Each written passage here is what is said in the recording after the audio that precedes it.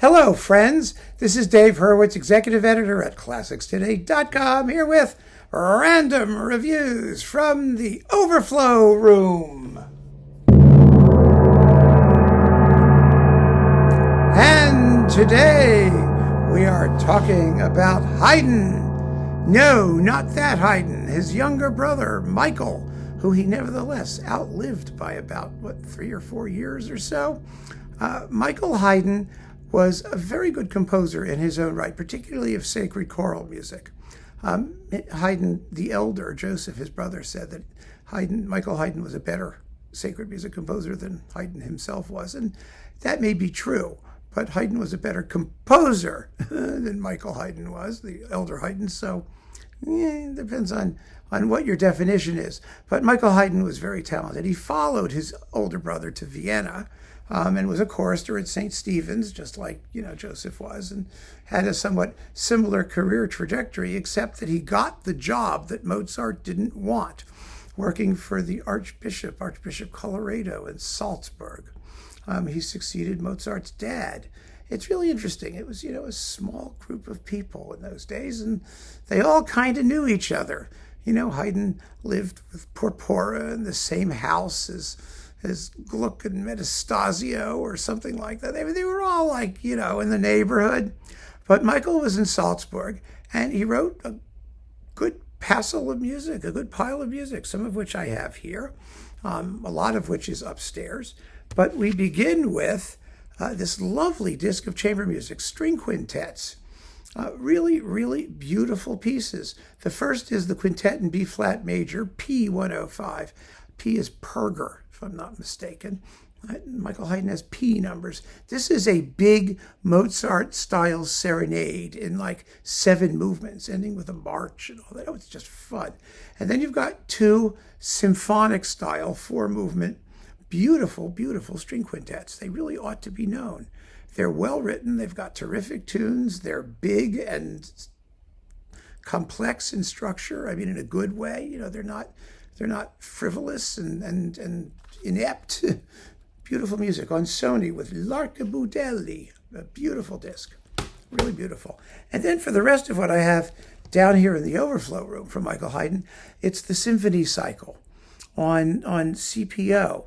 Now, Haydn wrote something like, or mostly the Symphony cycle, let's put it that way. They've got up to, about 32 symphonies. There's 2 or, almost 3 dozen symphonies, I think, by Haydn. And they've all been boxed up since this happened, and I have everything down here. The boxes are upstairs. But we've got his incidental music to Zaire. It's Voltaire's Zaire. It's wonderful. 27 minutes. This is also known as his Symphony in D major.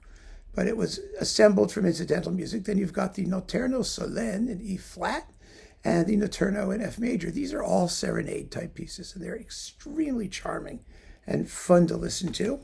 So that's delightful. And then we've got symphonies with the Slovak Chamber Orchestra. Let's see who's doing Zaire here. We've got Johannes Goritsky with the Deutsche Kammerakademie Neuss. They did a lot of the Boccherini stuff, too. That was beautifully done. But here we have the Slovak Chamber Orchestra under Bohdan Varchal with symphonies 18 and 25, and one movement, there's a one-movement divertimento in G major. Allegro molto, it must be a piece of a larger work or something like that. But symphony number 18 in C major is a big piece, a big sucker. The first movement's 12 minutes, the Andante's 14. Then you've got 9 movements from the rest of it, so that's 26 plus 9, it's 37 minutes. I mean, that's major, major stuff. Very, very interesting to listen to. Is it as good as his brother, Haydn? Well, no, but it's certainly good in its own way. It may not be as sophisticated or formally original, but it's really good, solid music. Then we've got symphonies 11, 12, 15, and 16.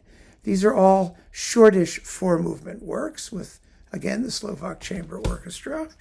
And symphonies 1, 2, and 3. Well, number 3 is a divertimento. It's marked divertimento. I mean, the difference between a symphony and a partita or a divertimento back in those days, it wasn't huge.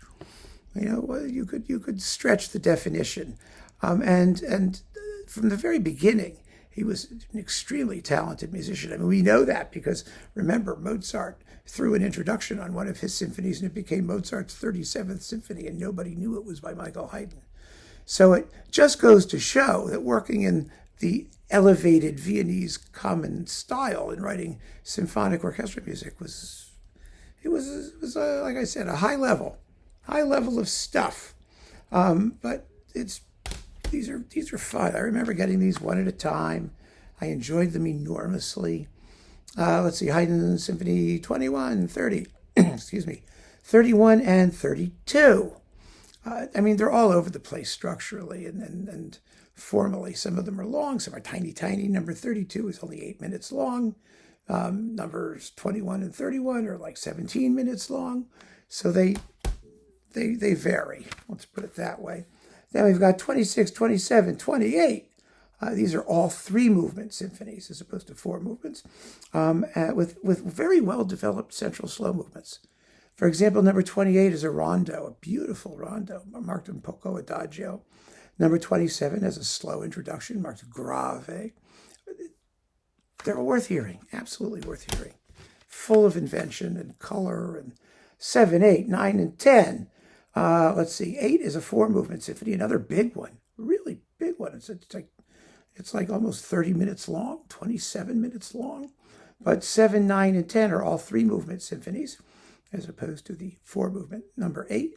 And they're much shorter and varied as a group. And finally, last but not least, I'm just whipping through these, numbers 4, 5, and 6. Again, 5 is a big 4-movement work. It lasts, 17 plus 8 or 9, 25 minutes. It's major. Number 4 has 2 big first movements. It's really cute andante, subtitled La Confidenza. I mean, isn't that delightful? La Confidenza. And it's the longest movement. It's over 8 minutes. It's a big piece. And then number 6, which is marked Andante con la sordine, muted andante. Full of invention and ideas. Really, they are. And worth listening to. And they're all on CPO. And now you can get them all in a box. Or you can probably get a lot of them separately still, too. I don't know how they're selling them. But you should hear some Michael Haydn. You really should. If you like the classical period and you enjoy Haydn and Mozart, you're going to like these guys. You really are. So keep on listening, friends. Thanks for joining me. Take care.